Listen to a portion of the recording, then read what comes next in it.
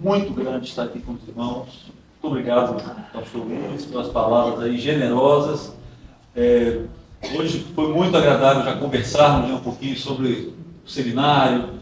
Agora nós estávamos lembrando, em dezembro, já completamos 20 anos de formatura do seminário. O tempo vai passando, né? O tempo vai passando, a gente conversou sobre irmãos saudosos, né, que deixaram marcas assim muito boas, né, nas nossas vidas, muita gratidão, né, a Deus.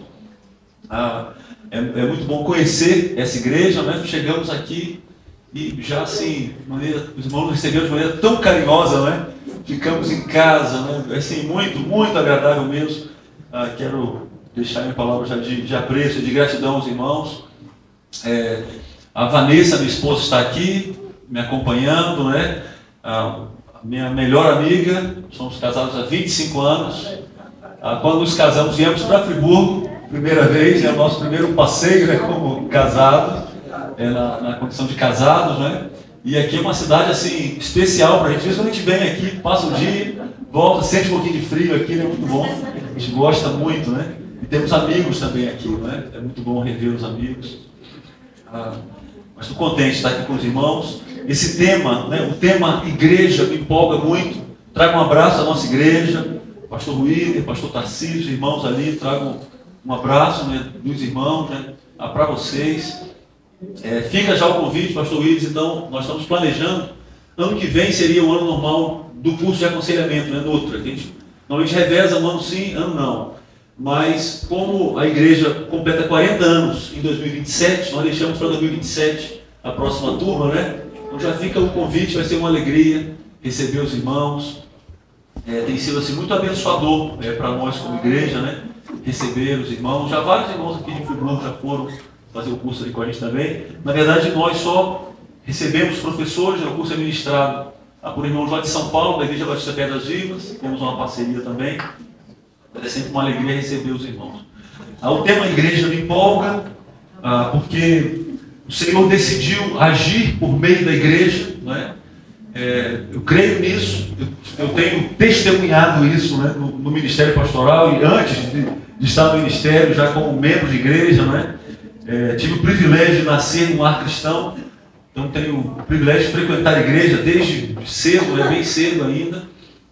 E o pastor Luiz pediu que tratássemos hoje aqui um pouco sobre a igreja. Eu queria convidar os irmãos, nós vamos tratar então sobre o tema igreja. Eu gostaria de convidar os irmãos para pensarmos um pouquinho na primeira carta aos Coríntios. Então um pouquinho hoje, mais um pouquinho amanhã, e se Deus permitir, mais um pouquinho no domingo pela manhã, não é? Olhando para essa carta que é muito importante para esse tema, a igreja, não é? Nós vamos pensar um pouco aqui sobre a gratidão pela Igreja de Cristo, e vamos fazer isso olhando para uma oração do apóstolo Paulo em favor ali dos crentes de Corinto, expressando a sua gratidão pela obra de Cristo entre eles. Mas antes eu gostaria de orar com os irmãos mais uma vez. Senhor, muito obrigado por essa oportunidade, ó Deus, por essa igreja aqui nesse local, o pastor Willis, os nossos irmãos aqui, os líderes, ó Deus, irmãos também de outras igrejas aqui nessa noite. Ó Deus, obrigado porque o Senhor decidiu agir, ó Deus, em nossas vidas. Obrigado porque o Senhor decidiu formar essa igreja aqui nesse bairro, nessa cidade. Ó Deus, obrigado que o Senhor tem mantido esses irmãos aqui em todos esses anos. Pedimos, ó Deus, a Tua bênção nesse tempo que passaremos juntos, olhando para a Tua palavra. Ó Deus, ilumina-nos com o Teu Espírito. É a nossa oração em nome de Jesus. Amém. Mesmo precisando falar duramente com aqueles irmãos, ainda assim o apóstolo Paulo, ele não deixa de ser grato por eles. Sempre que a gente fala da primeira carta do apóstolo Paulo aos Coríntios, você é bem provável que você já tenha ouvido alguma coisa. Olha, aquela igreja era uma igreja complicada, não é isso? Normalmente, citou 1 Coríntios, aquela igreja é uma igreja complicada. E eu penso que, e de fato era mesmo uma igreja muito complicada, a carta revela isso, né? As duas cartas que temos revelam isso claramente. Mas no texto que leremos agora, que está aí no primeiro capítulo, 1 Coríntios no capítulo 1, nós vamos ler os versículos de 4 a 9. Aqui o apóstolo Paulo revela o seu coração pastoral, e embora aquela igreja tenha causado muitas tristezas para ele, e também para outros, né? Ele agradece, ele vai dizer aqui que agradece constantemente a Deus por chamar pessoas para si naquela cidade. Aquela igreja era complicada, mas a cidade também era muito complicada, não é? Uma cidade difícil, a cidade de Corinto. Mas olha o que lemos na palavra de Deus, 1 Coríntios, no capítulo 1, vamos ler aí versículos de 4 a 9. Sempre dou graças ao meu Deus por vocês, por causa da graça que lhes foi dada por Ele em Cristo Jesus.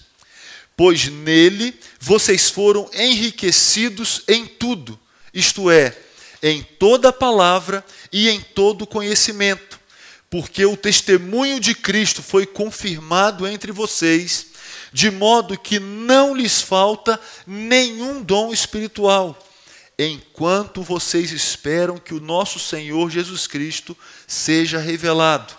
Ele os manterá firmes até o fim, de modo que vocês serão irrepreensíveis no dia de nosso Senhor Jesus Cristo. Fiel é Deus, o qual os chamou à comunhão com seu Filho Jesus Cristo, nosso Senhor.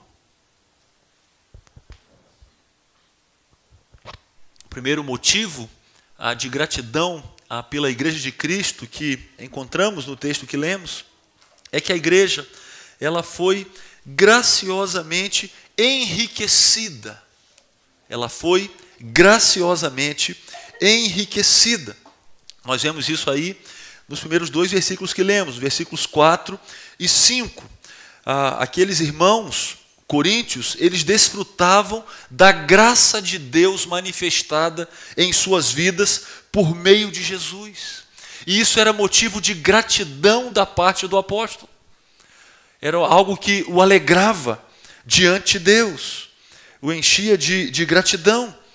A graça de Deus foi dada àqueles irmãos por meio de Jesus, ou em Jesus. Em Cristo, os benefícios daquela graça, em Cristo, os beneficiários dessa graça, eles foram redimidos.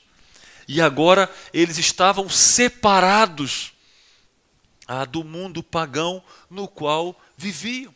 Eles estavam no mundo, mas não faziam mais parte do mundo. Eles estavam separados por causa de Cristo, por causa da graça que se manifestou para eles em Cristo. O Senhor deu para eles capacitação espiritual. E nós vemos isso no versículo 5. Em Cristo, o crente recebe incontáveis riquezas espirituais. Aqui ele está falando de tesouros espirituais. Deus tem incontáveis riquezas espirituais que deseja dar aos remidos por meio de Cristo. O apóstolo Paulo, então, ele chama atenção aqui para a soma de dons que os coríntios receberam. Eles foram enriquecidos. E nesse pequeno versículo 5, ele vai acentuar aí as palavras tudo, toda, todo, para indicar que aqueles irmãos receberam as bênçãos, que aqueles irmãos que recebem as bênçãos de Deus são, sem medida, espiritualmente ricos. Mas aqui ele não está falando de bens materiais, de empresas, de independência financeira. Não.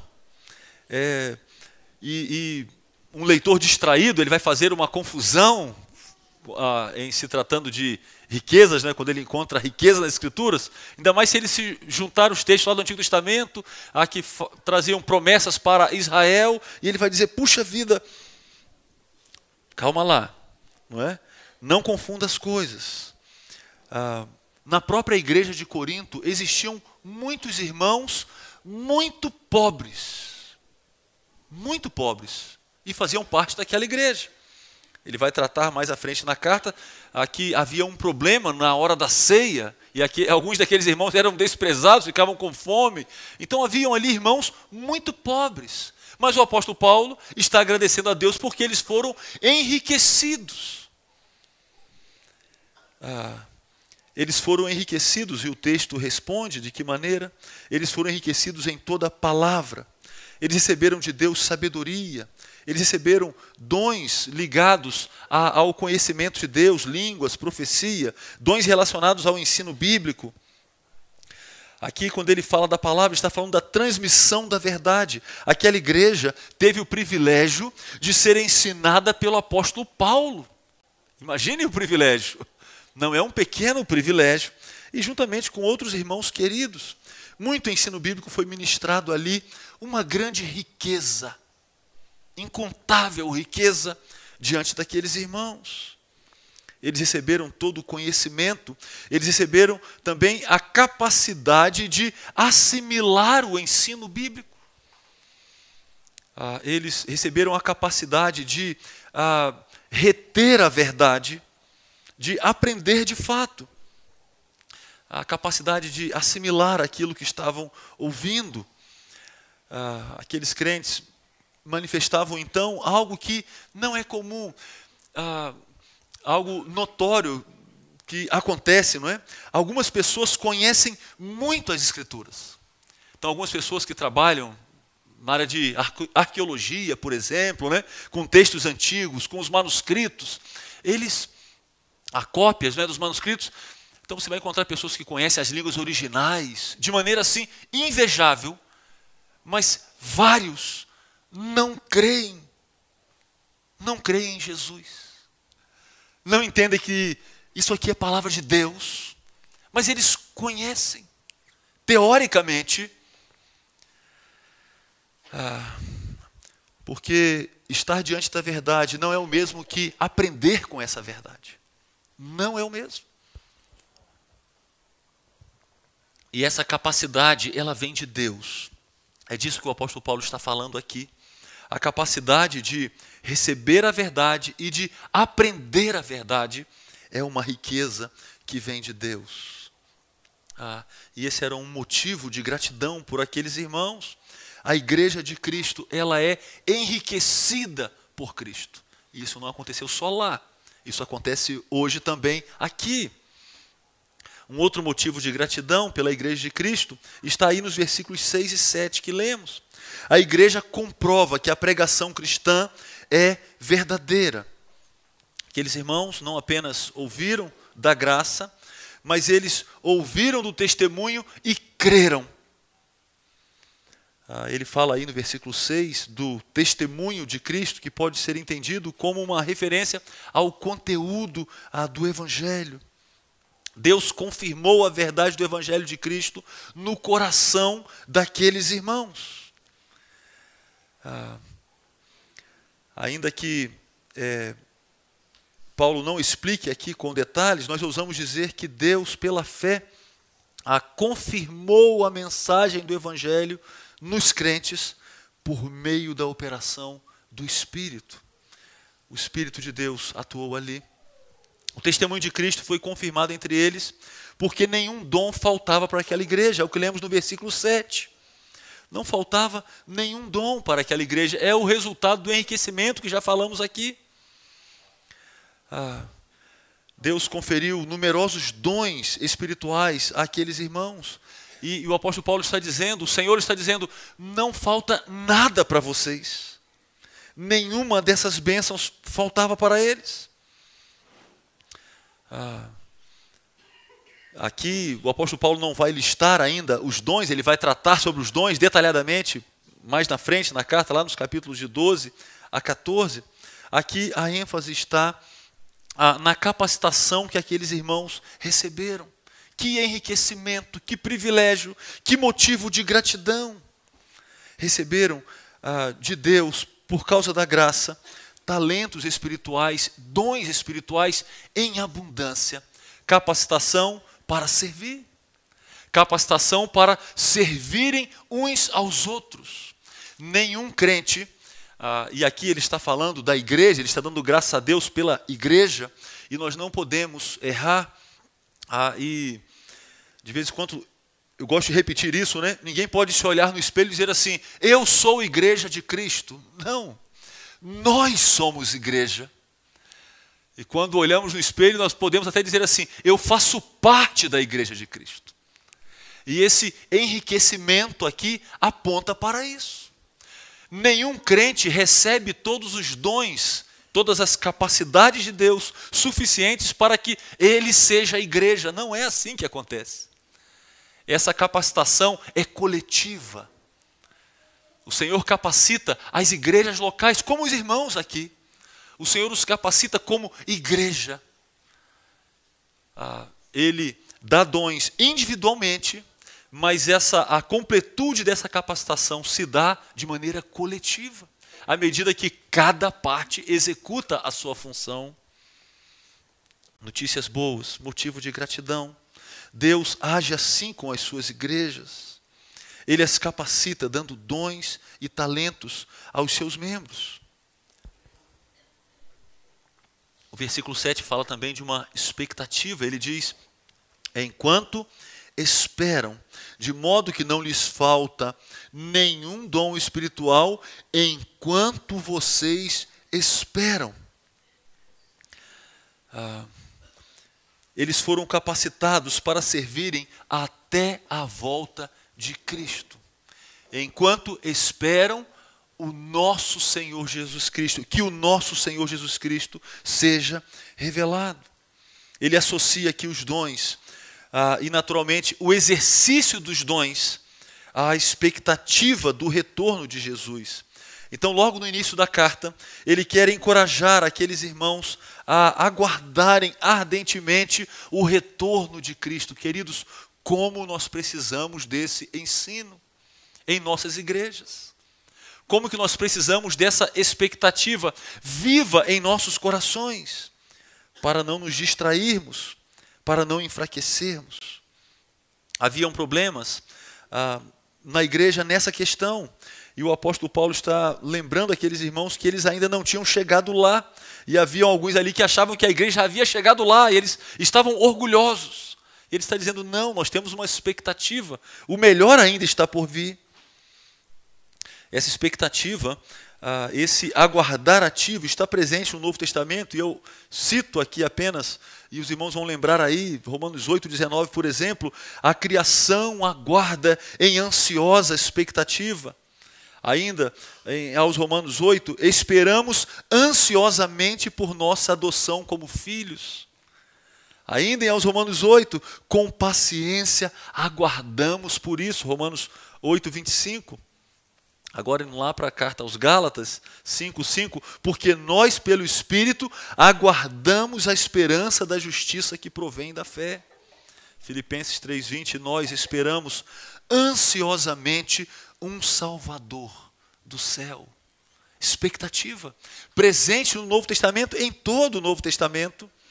Os crentes expressam um interesse grande pela restauração de todas as coisas.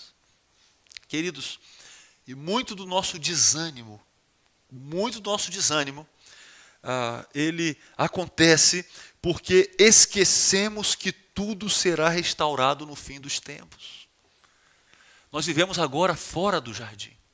Depois do pecado, o primeiro casal foi expulso do jardim e nós vivemos fora do jardim. Mas há em nosso coração uma expectativa, um desejo, porque hoje nós vivemos num mundo caído. A bondade de Deus está presente aqui, sim, mas é o mundo caído. Mas no futuro, o Senhor vai restaurar todas as coisas. E essa é a nossa expectativa. A capacitação hoje, por meio dos dons, ela é para servirmos enquanto aguardamos. Por isso não desanimamos. Naquela ocasião, Cristo será revelado. O mistério em relação a Cristo acabará.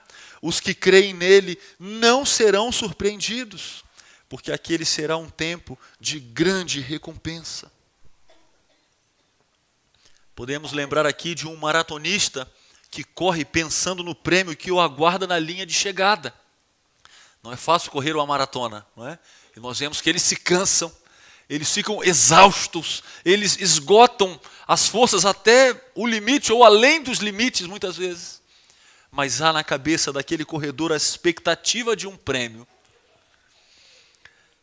Ele quer chegar à linha final. Essa é a figura aqui para nós. Deus consumará a história mediante a revelação final do seu Filho. Os coríntios então estão sendo lembrados que eles devem aguardar esse desfecho da história. E nós também. O retorno do rei marca o tempo da restauração de todas as coisas. Nós aguardamos o retorno do rei. Essa verdade é fundamental para toda a nossa vida. Por fim, há também um motivo de gratidão pela Igreja de Cristo, porque essa igreja ela é protegida até o fim. Olhe para os versículos 8 e 9, que já lemos. O Senhor os manterá firmes, é o que o texto diz. Deus vai guardar os coríntios até eles se encontrarem com Jesus. E veja bem, o Senhor já fez isso em relação àquela igreja, e Ele fará isso em relação a esta igreja, e em relação a todos os crentes espalhados em todos os lugares, por esse mundo em que vivemos. No dia do Senhor, o texto diz que eles serão irrepreensíveis. Há aqui uma promessa que nós temos, de que nós temos uma provisão enquanto estivermos nessa vida. Isso não significa que não iremos cair em pecado. Não temos aqui um texto que diz assim: meu irmão, fique tranquilo, não precisa vigiar, não precisa lutar, não precisa orar, olha só, você não vai cair em pecado. Não, o texto não diz isso. Não. O texto, ele diz que o verdadeiro Filho de Deus, ao se distanciar ou desobedecer, ele será corrigido. Essa é uma verdade bíblica. O Senhor corrige os seus filhos como um pai amoroso faz com o filho quando ele erra. Para assim acertar os seus passos. O Pai, Deus como nosso Pai, Ele vai dizer: querido, não é aqui, chegue para cá. E Ele sabe fazer isso muito bem. Muitas vezes eu penso que se fôssemos abrir aqui para alguns testemunhos, muitos poderiam dizer: pastor, olha só, isso já aconteceu comigo. Deus já disse: olha, chegue para cá, querido. E Ele ajusta as coisas, nos traz para o caminho. Ele faz isso, esse é o compromisso de Deus, de manter firme o seu povo. Foi o próprio apóstolo Paulo quem escreveu palavras inspiradas por Deus aos irmãos filipenses. Filipenses 1,6. Estou convencido de que aquele que começou boa obra em vocês vai completá-la até o dia de Cristo Jesus. O Senhor começou. A obra está terminada? Ainda não, mas ela vai terminar. O Senhor não abandona nenhuma obra pela metade. Ele não abandona, Ele nunca abandonou e Ele nunca vai abandonar. Ele vai completar. Quando tudo favorece o fracasso, os filhos de Deus provam da experiência de Deus sustentando-os. É tão bom lermos as biografias, não é? Quantas biografias que nós lemos nos livros e outras que nós conhecemos. Nós conhecemos biografias vivas de irmãos que estão entre nós agora, irmãos já saudosos, que testemunham desse sustento do Senhor em horas muito difíceis. Lá na igreja, eu poderia citar para os irmãos algumas histórias assim, de irmãos que passaram por dias muito difíceis. Mas sabe quem estava lá? O Senhor estava lá. O Senhor estava lá sustentando e sustentou até o fim. Até o fim. Isso é coisa de Deus. É disso que estamos lendo aqui. A pregação do Evangelho confirma os crentes em sua fé.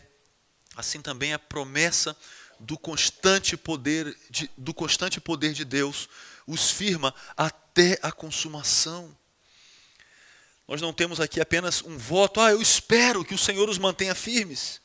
nós temos aqui uma promessa de que Deus vai cumprir e os manterá firmes. Eles serão irrepreensíveis. Versículo 8. Como pastor, o apóstolo tem nessa promessa um grande encorajamento. Um dia, os crentes daquela igreja problemática serão apresentados por Deus sem culpa nenhuma. Talvez você poderia dizer, mas apóstolo Paulo, peraí, será que você não confundiu a introdução dessa carta? Será que você não está falando dos irmãos lá de Tessalônica e você trocou aí, deu um Ctrl+C, Ctrl+V errado? Não, ele está falando consciente, ele está falando para os irmãos de uma igreja complicada. Mas ele está dizendo, o Senhor os fará irrepreensíveis. Deus fará isso. Deus os deixará sem defeito nenhum, sem culpa nenhuma, sem nenhuma mancha, sem nenhum desejo pecaminoso, sem cobiça, sem egoísmo, sem ira, sem maledicência, sem uma língua difamadora. Isso é motivo de oração de gratidão ou não? Isso é motivo para muitas orações de gratidão. Isso é motivo para alegria diante do Senhor. Agradeça a Deus, porque um dia o seu irmão em Cristo mais complicado, não tem um irmão em Cristo mais complicado? Um dia ele será perfeito. A irmã em Cristo mais complicada, um dia ela será, sabe como? Perfeita. Sem nenhuma complicação. Só vai ter perfeição, semelhança a Jesus, total. Mas não esqueça que o seu irmão pode dizer o mesmo de você e de mim, não é? Que alegria essa notícia, gostei dessa notícia. Que olha só, esse pastor aí, ó, grande aí, complicado, ele vai deixar de ser complicado, não é? Talvez uma esposa esteja dando glória a Deus aqui, né? Puxa, olha, que bom, né? Um dia vai deixar de ser tão complicado. Nós temos grande encorajamento aqui para o ministério pastoral. Grande encorajamento. Queridos, é notável como o apóstolo Paulo se expressa com tanta confiança sobre uma igreja cujo comportamento é tudo menos irrepreensível. Porque ele vai tratar aqui nessa carta, e o tom do apóstolo Paulo é muito pesado em alguns momentos da carta, não é? Ele vai tratar de coisas muito difíceis que aconteciam ali naquela igreja. Mas o segredo se encontra no sujeito do verbo. Ele está falando de Deus. Ele os manterá firmes, de modo que vocês serão irrepreensíveis. Deus fará isso. E a sua alegria está em Deus, a garantia daqueles irmãos estava em Deus. Porque se a confiança do apóstolo Paulo estivesse nos coríntios, ele não estaria tão contente assim não, ele ficaria desanimado, muito desanimado e temeroso. Mas na teologia do apóstolo Paulo, o indicativo, a prévia ação graciosa de Deus, sempre precede o imperativo, a obediência deles como resposta à graça. Esse é o fundamento da confiança do apóstolo. Deus agiu. E essa garantia nos tranquiliza. Agora, as pessoas vendem, né? Essa semana precisamos comprar um celular lá em casa e você vai comprar alguma coisa, eles vendem a garantia estendida, não é? 12 meses, 24 meses, 36 meses. E normalmente é aquela garantia que dura até um dia antes do negócio estragar, né? Normalmente é assim. Mas nós temos de Deus, nós temos da parte de Deus, não é uma garantia estendida, nós temos uma garantia vitalícia. Ela não acaba antes do produto estragar, não. Ela não permite que ele estrague. Uma vez salvo por Jesus Cristo, Deus garante a sua vida cristã até que você seja 100% semelhante a Jesus. Queridos, isso é motivo para muita gratidão a Deus. Isso é motivo para muita alegria diante de Deus. Há aqui uma garantia assim que nós não teríamos dinheiro para pagar por ela. O retorno de Cristo inclui um julgamento em que tanto Deus como Cristo servirão como juiz, e nesse dia os fiéis serão declarados irrepreensíveis pelo veredito do juiz. Isso é uma garantia que se baseia nele, não em nós. Você quer conviver com crentes perfeitos na sua igreja? Seja paciente. Aguarde. Isso acontecerá no futuro. Por enquanto ainda não, mas no futuro vai acontecer. No dia do Senhor Jesus. Esse é o dia do seu retorno. Por enquanto, a placa que cabe para nós é que nós encontramos em muitos estabelecimentos, né? Estamos em obras para melhor atendê-los. Né? Eles estão dizendo assim com a gente: olha só, tenha paciência, nós estamos em obras, mas olha só, é para melhorar, não é isso? Você chega lá na lanchonete, no restaurante, está lá, estamos em obras para melhor atendê-los. Ele está dizendo, tenha paciência, suporte um pouquinho da poeira, né? Suporte um pouquinho do barulho, porque é visando uma melhoria. Essa placa cabe para cada um de nós, para os crentes em Jesus Cristo. Tenha paciência, porque nós estamos em obras. E Deus está trabalhando. Os salvos em Jesus Cristo são pessoas onde Deus está trabalhando ativamente. Por isso as promessas são confiáveis. Porque o Deus que os salvou, Ele é fiel. É assim que termina o texto que lemos. Fiel é Deus. Ele é fiel. Por isso, ninguém deve duvidar do que já foi dito.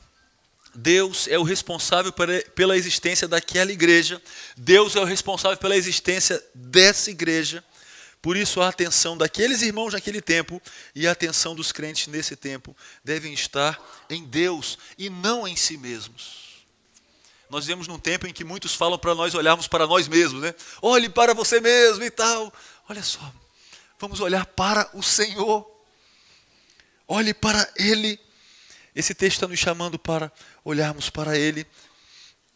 Tudo o que Deus tem feito e fará pelos coríntios é feito expressamente em Jesus Cristo, o nosso Senhor. Por meio de Jesus Cristo, o nosso Senhor, é o que diz o versículo 9. A oração do pastor Paulo por uma igreja difícil era mais ou menos assim. Foi mais ou menos assim: Senhor, eu te agradeço, porque naquela cidade terrível de Corinto, o Senhor já salvou muitas pessoas, os enriquecendo em Cristo. Obrigado, Senhor, porque um dia o Senhor os fará irrepreensíveis à semelhança de Jesus. Senhor, o que eu vejo hoje tende a me desanimar, mas eu te agradeço, porque um dia a sua obra será completada e aquela igreja será linda como uma noiva no dia do seu casamento. E para os coríntios ele disse mais ou menos assim: eu só posso orar assim por vocês, porque Deus é fiel. O Deus que os salvou é fiel e Ele cumprirá e completará a obra que começou em vocês. Por isso que eu estou animado diante de vocês, o apóstolo Paulo está dizendo. Eu tenho esperança. Por isso eu não desisti de vocês, eu tenho esperança. E essa esperança enche os nossos corações, inclusive, queridos, em relação a nós mesmos. Você fica desanimado com o seu pecado? Essa semana eu comecei a semana muito desanimado com o meu pecado. Segunda-feira eu falei: Senhor, mas como é que eu posso ser tão pecador? Tão pecador. E aqui nós temos uma palavra de encorajamento. Não para negar o nosso pecado, porque nós somos muito pecadores mesmo. Mas é uma palavra que nos chama para confiarmos nesse Deus fiel. O favor de Deus dirigido à igreja é a causa principal da satisfação do crente com essa igreja. O favor de Deus dirigido à igreja é a causa principal da satisfação do crente com ela. Queridos, o apóstolo Paulo se dirigiu àqueles irmãos de forma pastoral, agradecendo a Deus que os havia chamado a uma vida de santidade. Muitas pessoas abandonam a igreja local argumentando que viram coisas muito ruins na igreja. E em algumas situações é verdade. Muitas coisas difíceis acontecem no contexto da igreja. E na igreja de Corinto não era diferente. Você pode ler o capítulo 5, se você não lembra do que está escrito lá. É um exemplo disso, não é? Mas quando lemos o apóstolo Paulo se dirigindo a uma igreja difícil, que deu muito trabalho e tristeza para ele, nós vemos que ao invés de ficar decepcionado com esse negócio de igreja, né, como alguns dizem, ele orava com gratidão a Deus por aqueles irmãos. E isso deve mexer conosco, isso deve nos encorajar. Nós não podemos desistir da igreja do Senhor, porque ela é a igreja do Senhor, onde o Senhor age. Deus decidiu agir na igreja e por meio da igreja. Meus irmãos, a igreja é insubstituível. Não existe um outro plano de ação de Deus no mundo que substitua a igreja. Alguém vai, eu tive uma ideia melhor do que a igreja local, esse negócio é complicado. Não existe isso. Não existe. Deus decidiu agir na igreja. E Ele tem feito assim, aqui eu tenho certeza disso, entre os irmãos e em muitos outros lugares. Deus tem agido e Ele vai continuar agindo fielmente, garantindo um resultado perfeito. Então, quando você ficar impaciente com um irmão na igreja local, lembre-se que o convívio com ele, nessa condição, vai passar. Não vai passar o convívio com ele, não. Nós temos uma eternidade pela frente. Nós temos uma eternidade, olha só. Tem bastante coisa pela frente. Não é o convívio que vai passar, mas nessa condição aqui vai passar. As coisas vão melhorar muito. Vão melhorar demais. Elas vão ser ajustadas, acertadas. Um dia o seu irmão será perfeito. Tenha paciência com ele. Tenha paciência com ela. Calma, é só mais um pouquinho. Só mais uns 10, 20, 50, 80 anos. Não é? Vai passar. Ai, ai. Um dia ele será irrepreensível, semelhante a Jesus. Mas, de novo, não é só ele ou ela, mas você também. Não é? Não pense que você também, não pense que você está assim, já está, né? Já chegou lá. Não cometa o erro de alguns coríntios. Alguns coríntios achavam que já tinham chegado lá, que eles eram assim, espirituais de uma maneira, olha, que eles estavam por cima de todo mundo, inclusive do apóstolo Paulo. Alguns na igreja de Corinto pensavam assim, mas isso não é verdade. E quando nós começamos a pensar assim, é porque o negócio já desandou muito. Não é? Então, cuidado. Você também ainda não chegou lá. Nós ainda não chegamos lá.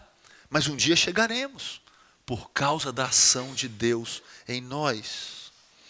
Alegre-se no Senhor, porque a sua igreja local foi enriquecida por Ele, recebendo os mais diversos dons para a sua edificação. A vida cristã na igreja local é de expectativa do retorno do Salvador.